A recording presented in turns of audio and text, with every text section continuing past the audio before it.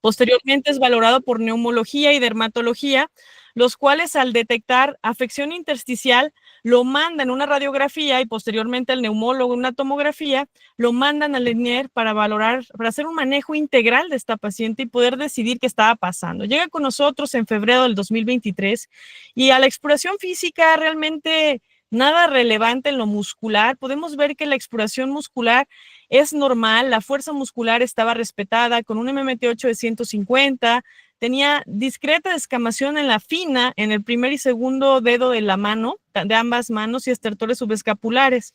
La sintomatología de esta paciente era tos y algo muy importante es que al hacer el abordaje de la afección intersticial, solicitamos primero un ANA, un anticuerpo antinuclear, y detectamos un patrón citoplasmático que, como bien podemos ver, tenía un patrón a títulos altos, 1.280, y este citoplasmático siempre nos va a orientar hacia una miopatía. Por ende, solicitamos el panel de miositis y detectamos que tenía la positividad de PL7. Algo también muy importante es que no había evidencia ni clínica ni subclínica de afección miopática, ya que las enzimas musculares estaban normales. Pasamos a la siguiente diapositiva, por favor. Esta es la tomografía que presentó la paciente y como bien podemos describir una tomografía con un infiltrado inflamatorio con tendencia a la consolidación. Podemos ver que tiene un patrón de neumonía organizada con amplia extensión de vidrios, es un patrón muy inflamatorio, por lo que nosotros pasamos a la siguiente. Decidimos ser muy agresivos con el tratamiento inmunosupresor. Utilizamos una combinación de metrotexato con mofetilo porque sabemos que estos pacientes, si nosotros diagnosticamos a tiempo, podemos evitar la progresión hacia un componente fibrosante progresivo y podemos incluso tener una resolución de esta neumonía organizada, por lo que combinamos tratamiento metrotexate con mofetilo y la preparamos para rituximab. Tenía una FBC de 2 litros con una del SO del 74%, equivalía ajustada a 13.7 mililitros.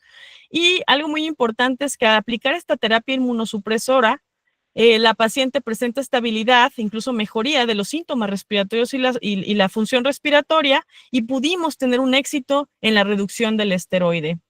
Sin embargo, esta paciente no cumple criterios para síndrome antisintetasa en lo que normalmente conocemos como una miopatía. Pasamos a la siguiente diapositiva, por favor.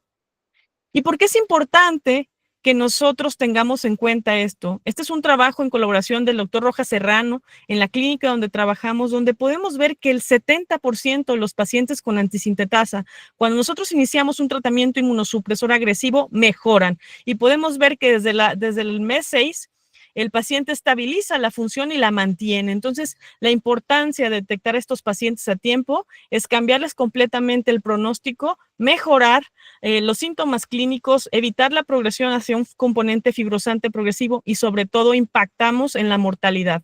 Pasamos a la siguiente, por favor. Y entonces, algo muy importante es que los neumólogos tenían esta inquietud, y no sé si a ustedes les pasa, colegas neumólogos, que llega un paciente y tú dices, este paciente tiene algo autoinmune, aunque ven solo el pulmón, y el reumatólogo les dice, no, no hay afección reumatológica, alta reumatología y neumología es el abordaje, ¿no? Entonces, la verdad es que nosotros éramos muy nuevos en este mundo de la antisintetasa para que ahorita estén saliendo unos criterios que no toman en cuenta el músculo.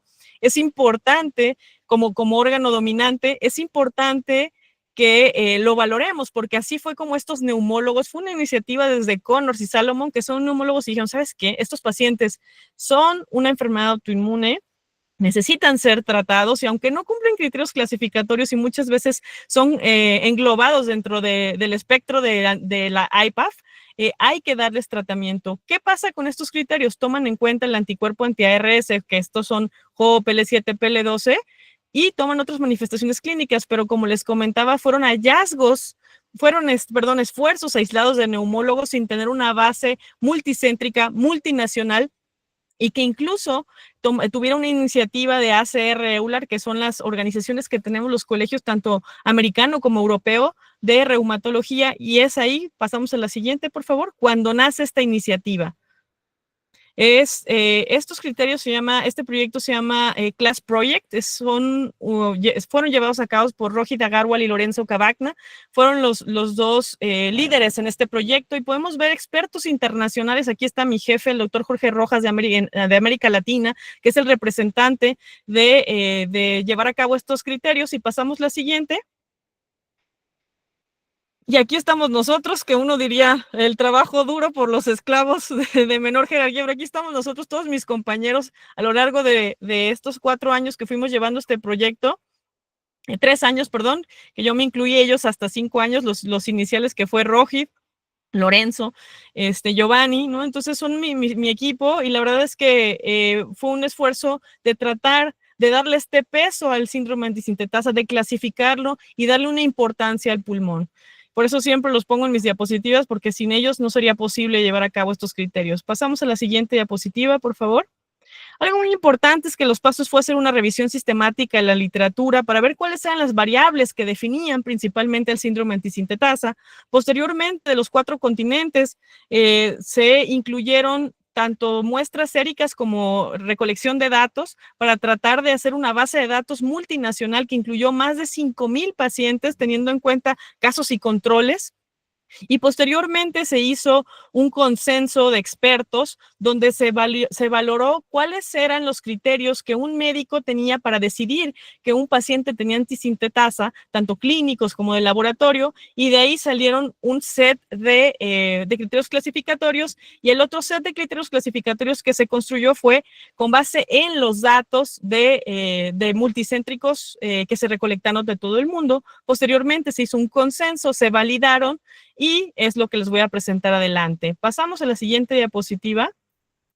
Algo muy importante es que cuando nosotros sospechamos de síndrome antisintetasa, es importante destacar que si el paciente presenta anticuerpos anti-ARS negativos en las pruebas comerciales disponibles, entonces no podemos decir que el paciente entre en este grupo. Algo muy importante es que si la miopatía o este cuadro con miositis y pulmón, o solo pulmón con anticuerpos específicos, se detecta algún otro, por ejemplo, MDA5, o por ejemplo que tengamos un Mi2, pues ya no, porque sería asociado a ese anticuerpo, y que si están en límites o indeterminados los anticuerpos, pues no se considere positivo ni el paciente entre a clasificar. Pasamos a la siguiente.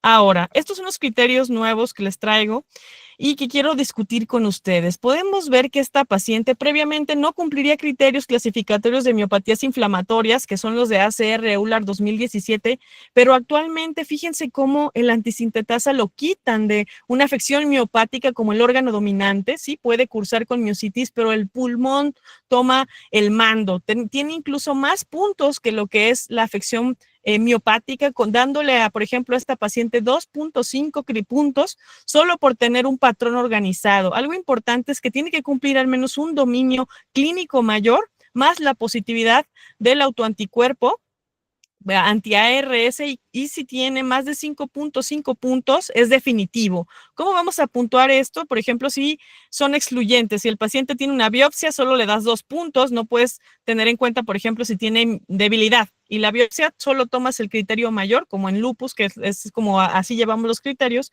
En este caso sería, la paciente tuvo un patrón predominante, que es el más frecuente, hasta en el 80% de los pacientes tuvo 2.5, tenía sus manitas de mecánico, que inicialmente fueron clasificados como una dermatitis de contacto, ¿no? Atópica.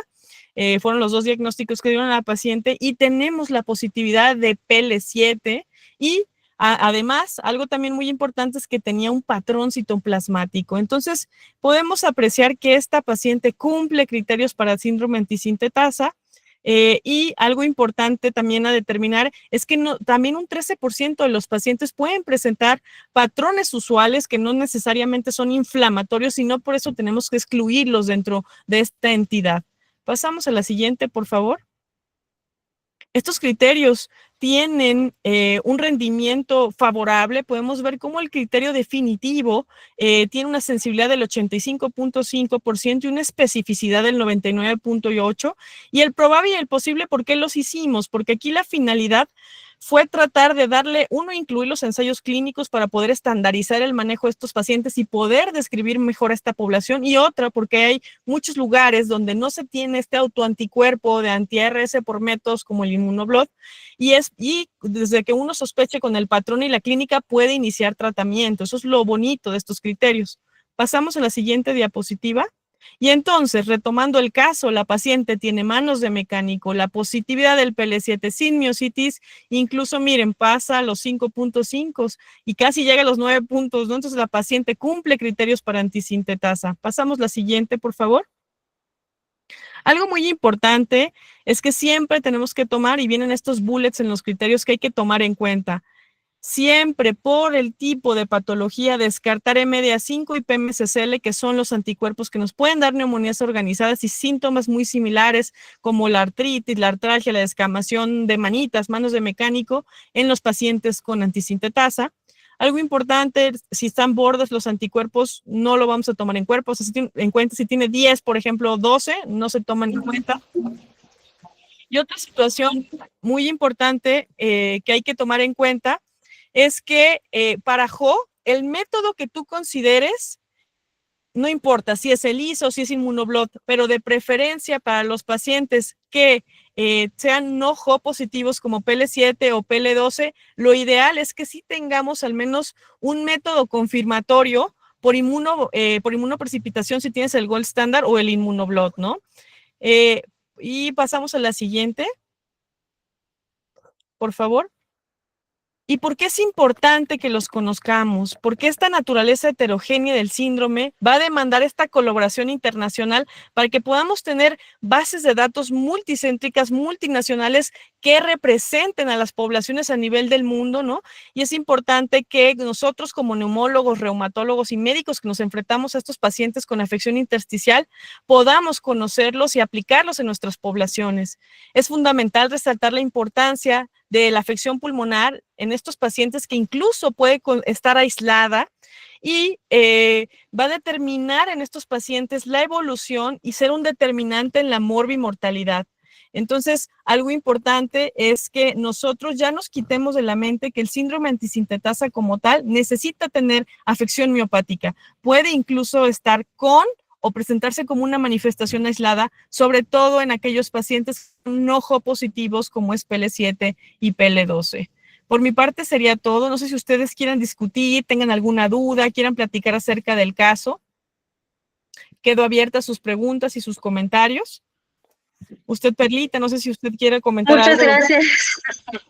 Muchas gracias, doctora Ada. La verdad es que creo que para los neumólogos que siempre hemos peleado porque el pulmón tenga mayor importancia en criterios de diagnóstico para enfermedades autoinmunes, creo que este es un paso muy importante para nuestros pacientes con enfermedad pulmonar intersticial. Definitivamente, ahorita voy a abrir el foro para preguntas, porque es súper importante aterrizar estos criterios, porque tenemos pacientes que, pues definitivamente, dentro de los criterios que acabas de mencionar, por ejemplo, hay un criterio que dice clínica indeterminada para miositis. Por ejemplo, no sé si podríamos regresar a los criterios. Claro, claro que sí.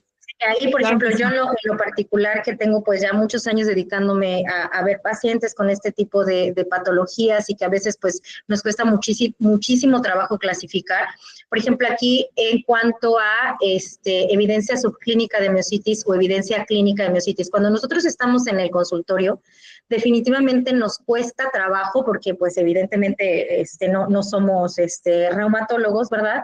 El poder determinar cuándo poder decir este paciente tiene evidencia subclínica de miositis, o cuando realmente este paciente ya la evidencia es clínica franca de miositis, ¿no? O sea, porque en qué momentos tomo como aspecto importante el que tenga enzimas musculares elevadas o no, o que estén negativas, ¿no? Y por otro lado también, súper importante que al día de hoy ya para síndrome antisintetasa, el patrón de neumonía intersticial usual está considerado como un criterio adicional a lo que es enfermedad pulmonar intersticial, no solamente la NINE o la neumonía organizada, como la conocemos en la actualidad en la mayoría de las enfermedades autoinmunes.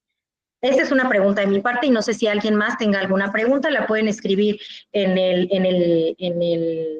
el chat, por favor, para irselas realizando a la doctora Daf. Eso es muy importante, Perlita. La evidencia subclínica, cuando hablamos de evidencia subclínica nos referimos a ese paciente que no tiene debilidad a la exploración física, pero podemos valorar que tiene enzimas musculares elevadas. A veces pacientes pueden tener 400 de CK, transaminasemia por actividad sin tener debilidad. A eso nos referimos con evidencia subclínica. Y a la evidencia clínica de miositis es cuando el paciente presenta franca debilidad, en los miembros tanto torácicos como pélvicos a nivel de lo que es la cintura escapular y pélvica, que es lo que más se afecta en estas miopatías, lo proximal, ¿no? Entonces, eso es lo importante cuando hablamos de clínica y subclínica. Y no sé si alguien más tenga alguna otra duda. Exactamente, muy bien, Alan. Eso es algo muy importante porque mientras si el paciente tiene resonancia magnética, por ejemplo, que el paciente presente una hiperintensidad en los cuádriceps, es un ejemplo, pero no tiene debilidad como tal, el paciente sigue siendo evidencia subclínica. Tanto lo paraclínico como, o sea, tanto los laboratoriales como los estudios de imagen, ¿no? Pero si tienes evidencia de debilidad, entonces lo consideras como una evidencia de miositis clínica, o sea, que clínicamente si ves que el MMT8 esté disminuido. Y de hecho no se metió la resonancia, Alan, eso es un punto importante, porque en los datos no había como en la base, en el análisis cuando ponderamos el peso que tenía cada variable en los multivariados y en los univariados, no tenía tanto peso la resonancia, pero sin duda para estos criterios, ¿no? Pero sin duda entraría dentro de la evidencia subclínica si tienes la miositis en la reso sin debilidad. Si tienes debilidad y evidencia en la miositis en la resonancia, pues claro que entraría como clínica. Lo que te hace la diferencia es la fuerza muscular disminuida a la exploración en el paciente. No sé si alguien más tenga alguna duda. Algo que a mí me gustaría también recalcar de estos criterios es que previamente el RO52, justo lo discutía con la otra Perla de una paciente que me estaba platicando horas antes, me decía, doctora, tengo esta paciente, tiene RO52, ¿qué pasa con RO52? Ni siquiera es un anti-ARS como HOP, L7, EG, pero es un anticuerpo que se encuentra ampliamente asociado e incluso algo que en México pasa es que no tenemos IKS, SU, ya otros anticuerpos asociados a antisintetasa. Y por no tenerlos no significa que el paciente no tenga la enfermedad. Pueden tener la neumonía organizada y el RO52 o el anacitoplasmático y aún así cumplen criterios para antisintetasa, ¿no? Por ejemplo, para un probable, si es que no tenemos la inmunoprecipitación o el inmunoblot, pero te abre el panorama de poder clasificar estos pacientes como antisintetasa. Tenemos una pregunta de María del Carmen, dice, ¿la dosis de esteroide que recibe el paciente modifica el resultado del PL7 entre salir positivo o indeterminado? No, María, en efecto, no modifican el único fármaco que puede modificar la positividad de estos anticuerpos o disminuir la intensidad en los inmunoblot es el rituximab. Y eso es por el mecanismo de acción que actúa, es un bloqueador, es un anti-CD20 que va a bloquear la producción de autoanticuerpos y sí puede negativizarte títulos, de hecho, en cualquier enfermedad autoinmune, pero por esteroide, no. Gracias, María, por la pregunta, muy interesante.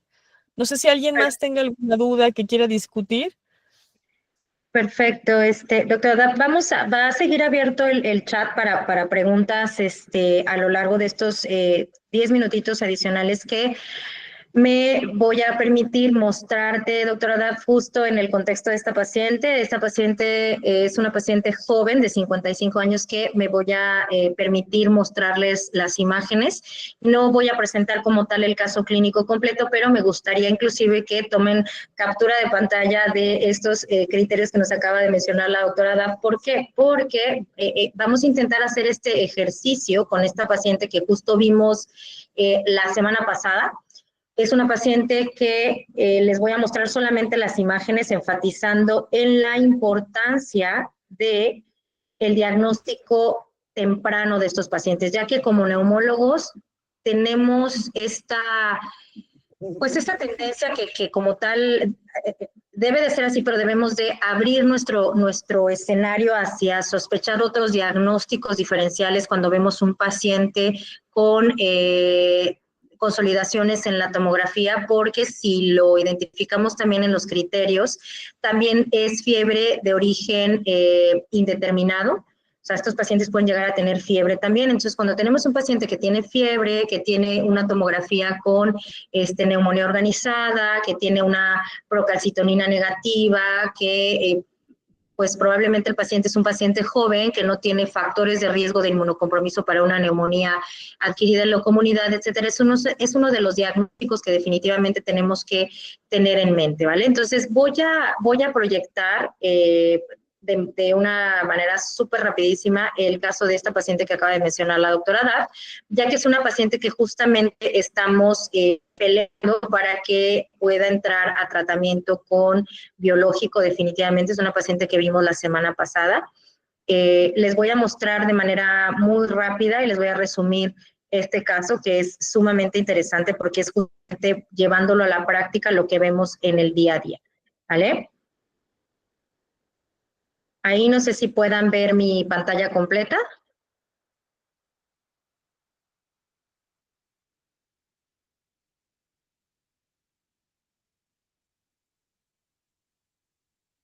¿Se puede ver mi pantalla, Joy? Se ve cortada, doctora. Sí, Ok, se ve perfecto. cortada. Bien, voy a dejar de compartir y de igual manera te la comparto, Joel, para que no tengamos este inconveniente. Por lo pronto, voy a platicarles un poquito del caso de esta paciente para que podamos ver por cuestiones de tiempo solamente las imágenes y el resultado de los anticuerpos que le realizamos a esta paciente. Esta paciente es una paciente de 55 años que cabe destacar que tiene un cuadro desde nuestro punto de vista, un padecimiento actual desde hace aproximadamente 5 años, en donde la paciente empezó con fenómeno de Raynaud. Cuando la paciente entró a nuestro consultorio en CREPID, esta paciente definitivamente no tenía una facies característica de esclerosis sistémica, pero con algunos cambios a nivel cutáneo, a nivel de cara, algunas telangiectasias, y denme un segundito, por favor. Y la paciente empezó con fenómeno de Raynaud desde hace 5 años aproximadamente. Posteriormente la paciente, denme un segundito, es que estoy compartiendo justo la presentación.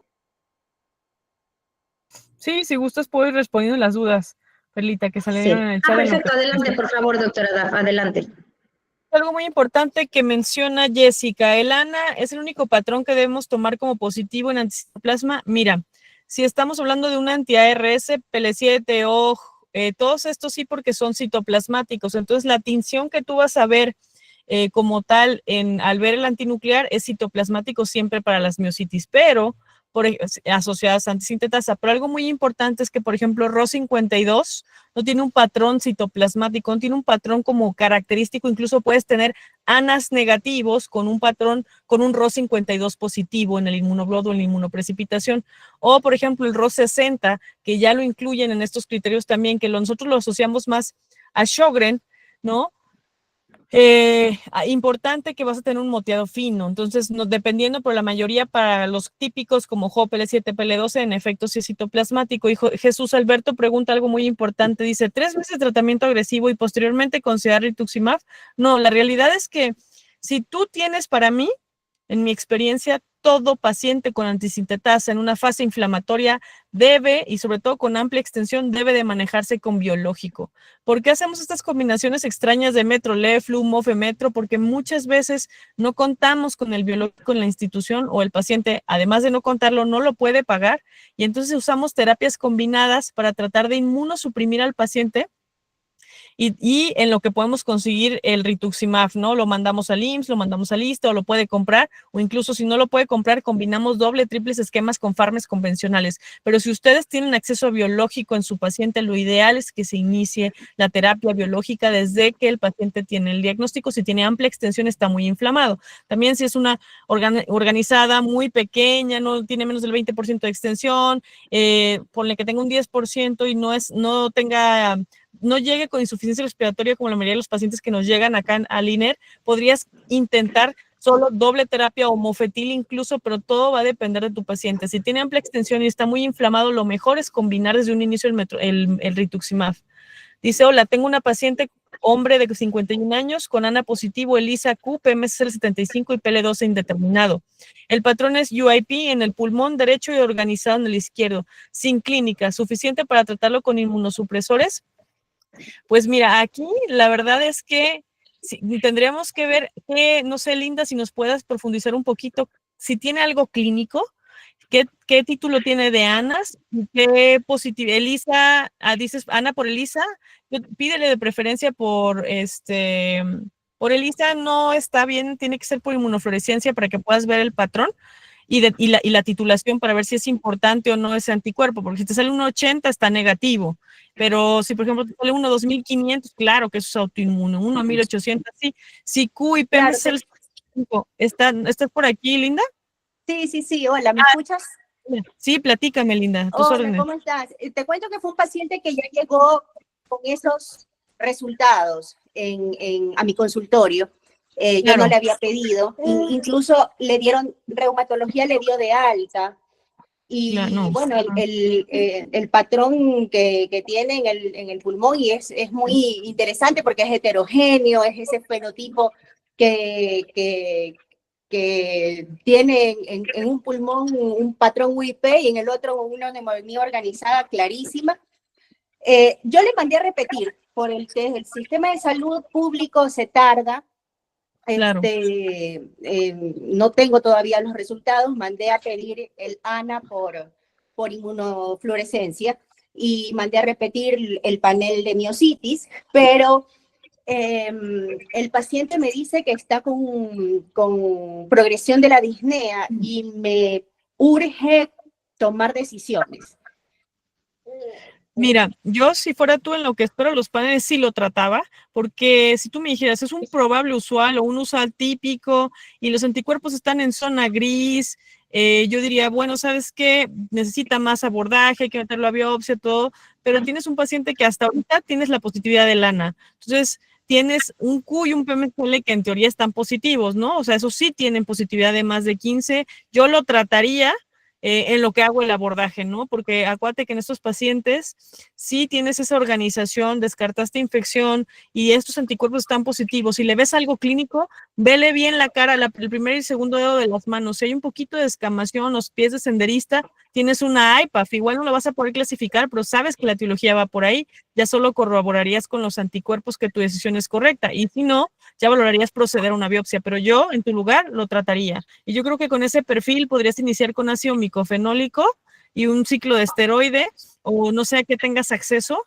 y ver la tolerancia, ¿no? Si no hay manifestaciones articulares, cutáneas, si es el puro pulmón, mofetilo podría ser una muy buena opción, Linda. Genial, muchas gracias. Sí, tengo micofenolato, así que sí, sería una buena opción y por eso era la pregunta y me urge porque al paciente le urge, tiene una progresión clínica, ¿no? Muchas gracias. Claro. No de nada, gracias por la pregunta. Tenemos a la doctora Miriam Salomón, hace una pregunta muy interesante. Dicen, pacientes con PL7 positivos y episimiositis aparente, ¿qué estrategia consideras más adecuada para el seguimiento? ¿Asumirlo como una forma limitada o anticipar que desarrollará miositis en el curso de la enfermedad? De hecho, Miriam, ese es el sentido de mi investigación, caracterizar y tipificar a estos pacientes PL7 positivos, y lo que hemos visto es que la mayoría de los pacientes, sí tengo algunos pacientes, yo creo que te podría hablar de un 10% de mi población de PL7 que tienen algo de miositis, pueden debutar durante el mismo debut, al mismo tiempo que el pulmón, pero la mayoría de los pacientes con PL7, ya está descrito por Yago Pinal, replicado por Rohit Agarwal y por nuestra corte en el INER, es que no hacen afección muscular. ¿Por qué? No se sabe, esa es mi meta en el doctorado, tratar de medirles moléculas profibróticas en lavados o incluso también sanguíneas para ver si, aunque estamos ante la misma enfermedad, ¿por qué este tipo de anticuerpo no afecta músculo y sí se va más hacia pulmón y da estos patrones? Yo en mi maestría determiné que tener la positividad del anticuerpo te incrementa la extensión del GO fibrótico hasta un 8%, ¿no? Entonces, en comparación con los anticuerpos, con GO, y algo muy importante es que está muy asociado a la mortalidad, y si por cada incremento en la extensión de GO fibrótico te aumenta un 7% la mortalidad en estos pacientes. ¿Por qué? Porque tienen dos problemas. Llegan tardíamente porque no tenían afección miopática ni articular y son diagnosticados como asmas, EPOC, neumonías, y no les dan un tratamiento porque no hay otros síntomas. Otra, no tenemos esos paneles, entonces quedan volando, ¿no? A menos que lleguen a un centro especializado que tenga los anticuerpos.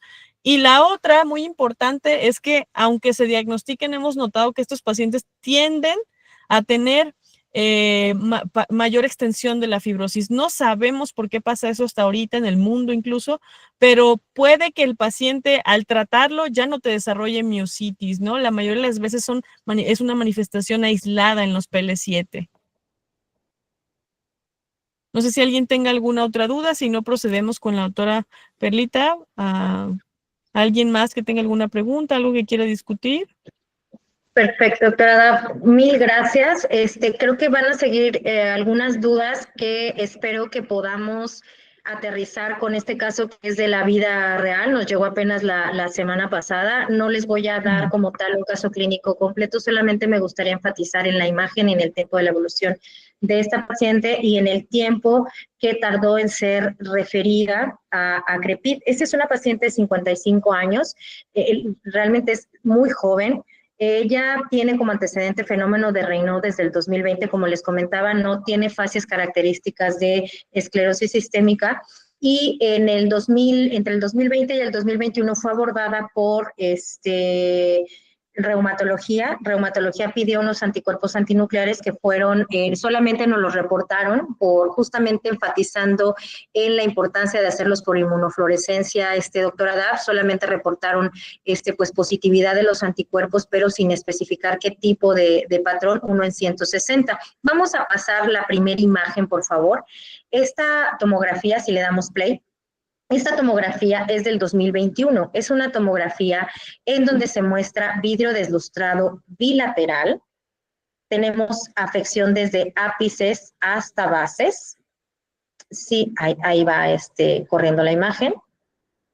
Vean, lo que me interesa que vean es la intensidad con la que se presenta este vidrio deslustrado, que también cabe enfatizar que en ese entonces cuando la vio reumatología le pidieron unos anticuerpos anticentrómero, supongo por la presencia del fenómeno de Raynaud, los cuales salieron negativos y también le pidieron un anti-SSL70, el cual salió negativo y ahí paró aparentemente el abordaje diagnóstico de la paciente y desde entonces hasta la a la paciente se le ha manejado solamente con prednisona en dosis diferentes. De repente, si la paciente presentaba un poquito más de dolor articular, un poco más de disnea o un poco más de tos, que fueron los síntomas que se agregaron posterior al fenómeno de Raynaud, se incrementaba la prednisona, la cual siempre se manejó en dosis reducción a una dosis máxima de 30 o 40 miligramos al día, pero realmente no hubo mayor abordaje diagnóstico con la paciente. Y vemos esta imagen que es del 2021, en donde vemos pues, realmente vidrio deslustrado, el cual no es tan intenso, pero realmente no hubo mayor continuidad de la paciente. Vamos a ver, Joel, si logramos dar la siguiente imagen, el segundo video, vamos a ver si logramos visualizarlo. Vean la diferencia a ese nivel con la tomografía del 2021.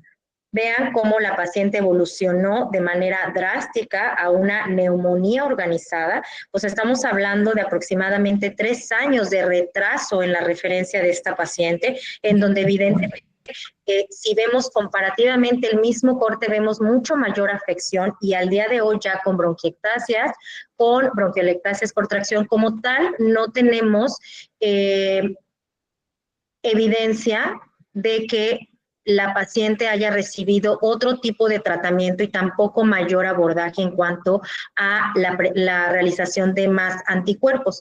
Al día de hoy la paciente llegó con nosotros, damos la siguiente por favor, con dolor muscular, debilidad muscular. Vean, desde el 2020 tenía estos anticuerpos, unos anticuerpos antinucleares, uno en 160, y en el 2023, no, perdón, esto fue ya en 2025 por externo, se le hicieron otros anticuerpos antinucleares, uno en 2560 con un patrón nucleolar, y nosotros le extendimos panel de miositis y de esclerosis en CREPID, en donde vean cómo tenemos un RO52 positivo, y tenemos también un NXP2 dudoso, y en el panel de esclerosis, la siguiente por favor, en el panel de esclerosis tenemos nuevamente RO52 positivo y tenemos un anti-TH dudoso. Tenemos también un PMSCL75 dudoso. En el contexto de esta paciente, doctora Dab, la verdad es que quise aprovechar estos últimos minutos de la sesión enfatizando en que la importancia de hacer primero los anticuerpos antinucleares por inmunofluorescencia, es decir, la paciente en el 2020 tenía escaso vidrio deslustrado, pero ya tenía el antecedente de fenómeno de Raynaud y posteriormente empezó con artropatía, empezó con artralgias. Si bien los títulos de anticuerpos antinucleares no estaban tan elevados, pero cabe enfatizar que a la paciente le dieron prednisona cuando tenía tos y disnea, que fue el principal síntoma que presentaba la paciente, la cual mejoraba importantemente en cuanto a calidad de vida y sintomatología, y no se hizo mayor abordaje. Entonces, la paciente evoluciona y vemos al día de hoy, le realizamos un KL6, el cual está mayor de 3000. A esta paciente, como ya había sido abordada por reumatología, se le refirió al ISSSTE y en el ISSSTE se le inició tratamiento con Intedanif. Al día de hoy la paciente continúa con antifibrosante y pues mi primer pregunta con la doctora Da fue, evidentemente la paciente cuenta con los criterios para poder clasificarla y según el tratamiento, que justamente urge darle tratamiento agresivo a grandes problemas, grandes soluciones, definitivamente, y pues desafortunadamente la paciente apenas va a tener la consulta con reumatología. Nosotros dimos un informe muy completo para que pudiera ser candidata a tratamiento con biológico. Y aquí, pues bueno, la siguiente pregunta, doctora Dab, es este anti-TH T0 o anti-TH, ¿cuál es la relevancia que le vamos a dar? Y pues bueno, también enfatizar en que tenemos el panel de miositis completo en CREPID para síndrome antisintetasa. Si regresamos una diapositiva, por favor, Joel. Y también enfatizar en qué rangos, ¿no?, de captación de este inmunoblot podemos darle ese peso a aquellos anticuerpos que nos salen dudosos. Pues la verdad, ¿me escuchan bien? Aquí la cuestión es que cuando mencionas dudoso, no sé en qué zona te estás refiriendo, porque en teoría yo diría dudoso cuando está abajo de 15, que es tú lo vas a considerar positivo arriba de 15, ¿no? Entonces todos aquellos pacientes, anticuerpos que tengan la positividad de abajo de 15 en el limítrofe de los inmunoblot, lo vas a considerar como negativo. Para fines prácticos, en este caso, el positivo sería el RO52. No sé en el panel de esclerosis si pudiéramos valorar la que seguía. ¿Podemos ampliar la imagen de abajo, por favor, Joel, para que podamos ver el rango? Aquí, por ejemplo, están en zona gris, los consideras negativos, solo el RO52, que el RO52 se puede comportar, puede estar en muchas cuestiones, como por ejemplo, puede estar como una afección pulmonar aislada, puede estar en el síndrome antisintetasa e incluso puede estar en pacientes con esclerosis sistémica, ¿no? Entonces, algo también que me llama la atención es el patrón de los anticuerpos, porque es en nucleolar. Tenemos también algunos anticuerpos no medibles, pero tiene un Raynaud, tienes un nucleolar que va muchísimo y le da mucho peso hacia esclero. Yo creo que estás aquí Me gustaría, por ejemplo, saber más datos clínicos, si había manos de mecánicos, si tenía pitting, si había Raynaud, hacer una capilaroscopía para ver si tiene arborificaciones pensando en miositis o si tenía, por ejemplo, un patrón temprano de esclero. Entonces yo creo que también los datos clínicos nos pueden ayudar a clasificar este paciente si es una escleromiositis o es una antisintetasa, porque con lo que él tiene de datos, el Raynaud, la neumonía organizada, le da 4 puntos como un posible.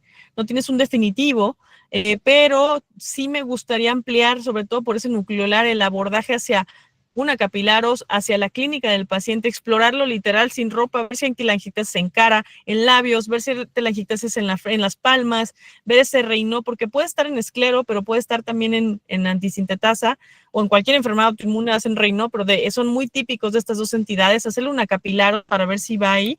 Y algo que sí, yo más que el antifibrosante, que estoy de acuerdo que si hay bronquiectasis y progresa el componente fibrótico, se beneficia. Yo creo que el mayor beneficio de este paciente como tal es el inmunosupresor, porque tienes un retraso en el diagnóstico, en el tratamiento y el paciente sigue inflamado. Aún dando NINT, aún dando PIRF, aún dando hasta que tengas nerandomilaz, lo más nuevo, no va a beneficiarse el paciente y va a progresar esta fibrosis pulmonar, va a evolucionar una fibrosante progresiva porque no se está cubriendo el componente inflamatorio. Entonces podemos ver que el título se lo pondremos conforme se aborde a la paciente, si es escleromiositis, si es puro antisintetasa posible, si tiene las dos, pero lo importante es ya inmunosuprimir. Yo empezaría con ácido micofenólico y le programaría todo para iniciar un rituximab que tiene una muy buena respuesta terapéutica, ¿no? Y más si hay en la institución, esa puede ser una opción. Así es, doctora. De hecho, le subimos la dosis de prednisona porque llegó solamente con 5 miligramos de prednisona. Le subimos la dosis de prednisona y mandamos resumen, ya que la va a ver el día jueves en el ISSSTE Reumatología para que la perfilen justamente a rituximab. Y si no, bueno, pues definitivamente ya te la referimos, doctora Daf, para insistir en que pueda entrar a biológico y también iniciar el tratamiento con ácido micofenólico. Este es algo que ya definitivamente se inició. Y aquí justamente era el tema del tiempo de evolución. O sea, definitivamente como estaba inflamada en el 2020, como la vemos ahorita que sigue inflamada, no sabemos qué porcentaje posterior a que pudiera, ojalá, resolver algo de esa inflamación en este momento con el tratamiento agresivo, que tanto va a tener ya un componente también mucho más fibrótico debajo de esa inflamación tan exuberante que todavía está presentando la paciente ya con una neumonía organizada. Y pues bueno, definitivamente aquí la otra pregunta es la doble terapia, si lo podemos llamar así, metotrexate con ácido micofenólico. O sea, esta paciente definitivamente nosotros vamos a esperar a que sea evaluada en el ISSSTE esperando buena respuesta en cuanto a abordaje terapéutico, pues versus que la puedas definitivamente tú en tu consulta, es dejarla con esta dosis alta de prednisona, evidentemente en lo que tú la ves, porque esto es justamente algo que también como neumólogos tenemos que aprender. O sea, en qué momento la paciente llega a nuestra consulta y en qué momento vamos a esperar a que sea abordada en la institución. No sabemos si para esto pueda pasar 1 mes, 2 meses, 3 meses o 6 meses, dependiendo de cada institución, y en qué momento nosotros tomar el mando al principio y decir, ok, voy a subirle prednisona, voy a dejarle ácido micofenólico a una dosis de 1 gramo cada 12 horas o 1 gramo cada 8 horas, o le voy a dejar ácido micofenólico y metotrexate porque es una neumonía organizada, es una paciente sumamente joven, y ya definitivamente esperarme a que llegue con reumatología o en ese momento, si podemos hacer equipo con el reumatólogo, inmediatamente exponer el caso y decir, sabes qué, pues ya que se vaya, por lo menos con prednisona en lo que llega aquí conmigo, ¿no? Claro, yo creo que es algo muy importante. También tomamos en cuenta la manifestación. Por ejemplo, si ves que hay manos de mecánico, tiene artralgias, artritis, la combinación de metotrexato puede ayudar porque incluso tratas todo lo cutáneo, lo articular y el mofetilo se va muy a pulmón y haces esta combinación y desinflaman cuando no tienes biológico, ¿no? O sea, el metro, leflunomida es otro esquema que también utilizamos, pero claro, si estamos viendo que la paciente está muy inflamada y no tiene acceso a biológico, yo sí recomendaría que se inicie terapia combinada con la finalidad de poder ahorrarle esteroide, porque ahorita vamos a iniciar dosis más altas de esteroide, al combinamos estos fármacos y en lo que llega a un biológico, que sería lo ideal en esta paciente, sí considero combinarla para poder ahorrar esteroide. Y al momento de nosotros hacer el tapering, el descenso del del esteroide, la paciente no recaiga, ¿no? Entonces eso también yo considero que sí sería importante. Incluso también puedes utilizar ácido micofenólico con inhibidores de la calcinurina, podríamos utilizar tacrolimus, nada más que hay que tener más vigilancia de la función renal, ciclosporina, lo usan en Italia, nosotros utilizamos incluso la triple combinación si están muy inflamados en MDA5, metroleflunomida, si tiene acceso a JAK, ¿no? Entonces lo importante es desinflamar ahorita para evitar que progrese a una neumonía organizada fibrótica. Perfecto, doctora. Aquí hay un comentario del doctor Carlos. Ay, nada más que no lo puedo ver. No sé si tú lo puedas ver, doctora. Hola, está escrito que estos pacientes, dice Carlitos, está escrito que estos pacientes se tardan en promedio 6 meses para el diagnóstico. Incluso yo diría que más si son PL7, PL12. Tengo un paciente anti-PL7 positivo que estuvo 5 meses en abordaje.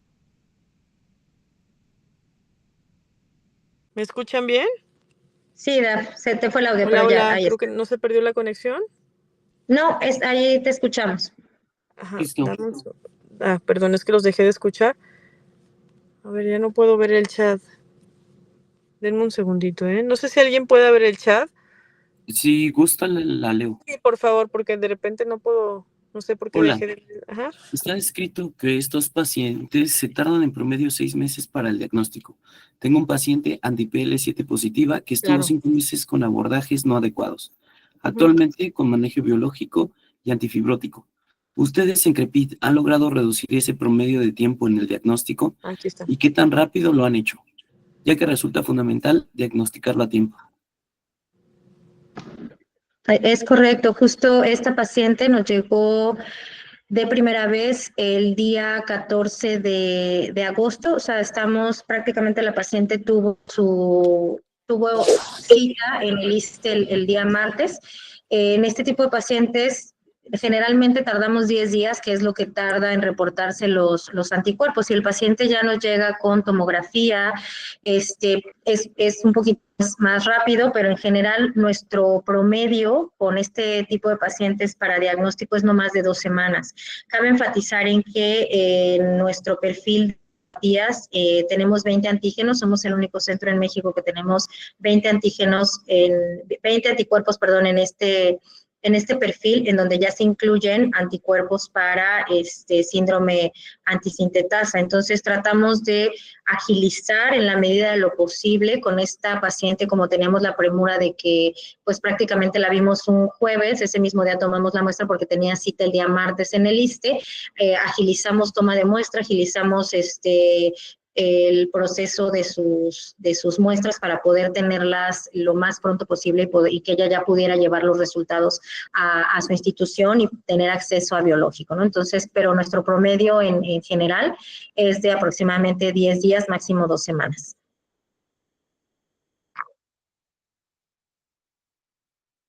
Y bueno, algo que yo quisiera agregar, sobre todo, pues a todos los pacientes que, a todos los médicos que nos enfrentamos a estos pacientes, siempre es importante hacer un panel completo de anticuerpos, por ejemplo, y determinado según el patrón y la clínica, ¿no? Tenemos un paciente que tiene una neumonía organizada, siempre mi primera idea es piensa en algún anticuerpo asociado o específico de miositis. Tenemos un patrón usual, probable siempre, o sea, por patrones y clínica, no vamos a pensar en EPIDA-R, vasculitis ANCA, vamos a pedir nuestro panel de miositis, nuestro panel de esclerosis, anticuerpos antinucleares, valoraremos si ACPA, factor reumatoide, dependiendo si hay manifestaciones articulares, pero yo sí les recomiendo que lean el artículo de Ari Fisher, que fue del 2019, donde clasifica las IPAF, y es importante que tomen en cuenta ese panel de anticuerpos para ustedes hacer el abordaje. Si su paciente no tiene recurso, iniciar aunque sea con un anticuerpo antinuclear que nos pueda aportar muchísima información, ¿no? En lo que se puede derivar un lugar donde se pueda tratar estos pacientes, o si tienen acceso a paneles,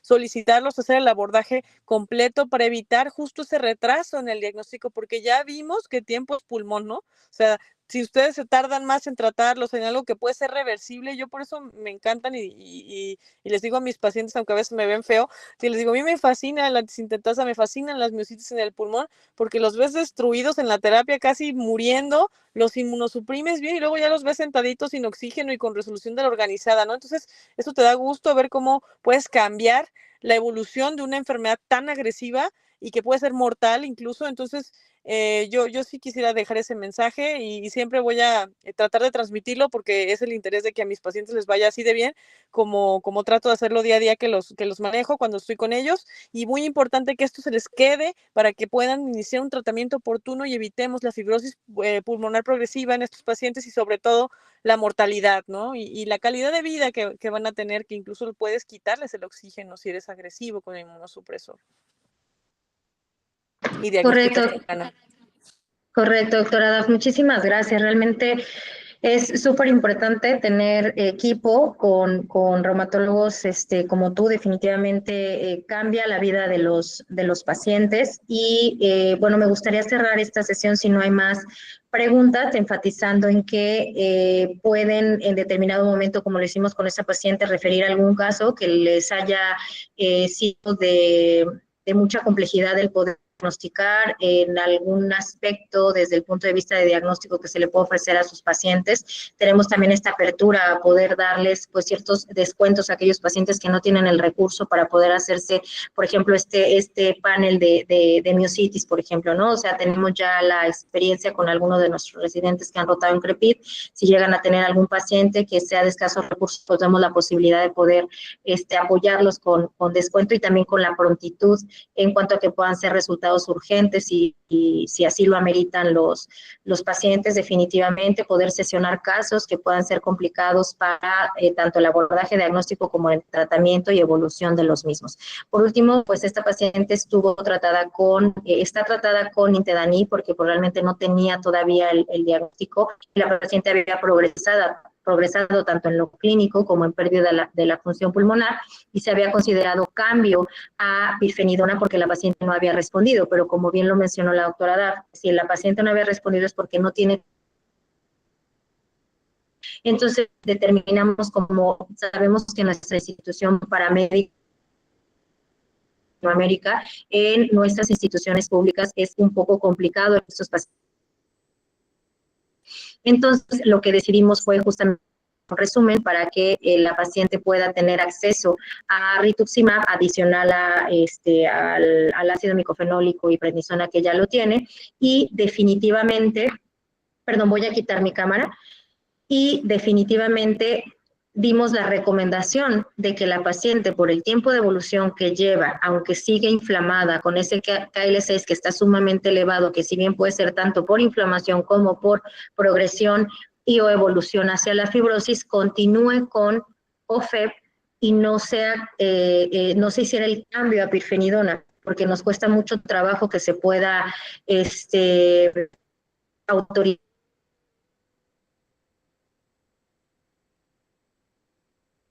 este tipo de terapia.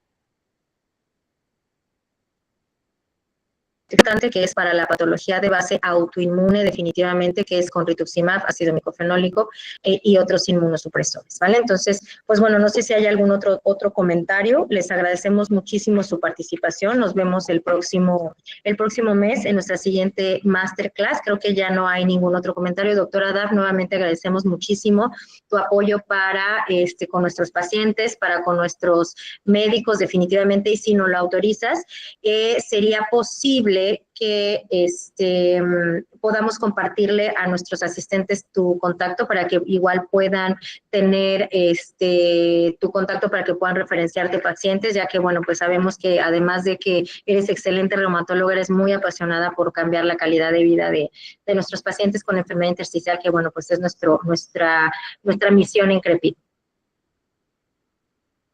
Muchas gracias a todos por la invitación. Fue un placer estar aquí con ustedes. Quedo a sus órdenes. Si en algún momento ustedes quieren discutir un caso, quieren platicar conmigo, les pueden pasar mi contacto y con gusto estoy dispuesta a apoyarlos. Muchas gracias a todos. Perfecto. Muchísimas gracias a todos y que tengan muy buena noche. Un abrazo, doctora Dab, y un abrazo a todos los que nos acompañaron. Bonita tarde. Un abrazo a todos. Hasta luego. Hasta luego. Bye. Ay, perdón, la doctora Miriam levantó la mano. Creo que no.